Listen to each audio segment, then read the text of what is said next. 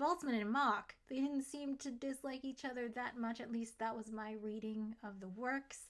The real fight, in my opinion, is between Planck and Mach. So Planck, he won the Nobel Prize. He did all the quantum mechanics stuff. He did I talked about him when I did this video on temperature, and I was like, what's always bothered me? That you measure temperature by like sticking a thermometer in something. It seems like you shouldn't measure something by interfering with it, which I think is a very Machian point of view to take on measurement. And of course, that problem for me was solved by Planck, who was like, oh, you can just look at the radiation emitted and find out what temperature the object is. So that's who Planck is. Early in this debate days, Planck had sided with Mach. Mach was a very persuasive speaker. He was really good at convincing people to, bend to his will and listen to his philosophy.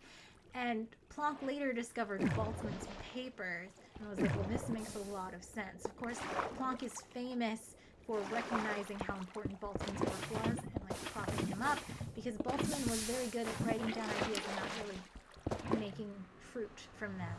Boltzmann's famous equation that's on his tombstone was written by Planck. Like, Planck read the papers and noticed how good it was. You have Planck signing with Mach and then reading Boltzmann's papers after he's passed and being like, this guy. So Planck starts writing papers directly referencing Mach and just calling him out. So in 1909, Planck writes a paper called The Unity of Physical World Picture. In it, Planck talks about his radiation theory. He says, okay, in the past, we defined heat by like touching something, by physical sensation. Okay, this is exactly what I was just talking about.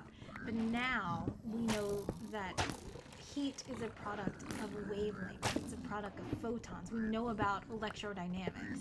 We can talk about the frequencies and the wavelengths of the photons emitted from bodies, and from that we get a working kinetic theory.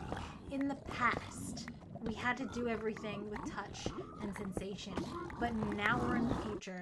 It's 1909 and we know more. Planck writes about this big idea for the future of science that is human independent. This, of course, obviously you can see it right away, is a direct attack on the Machian view of science, which is dependent on human interaction.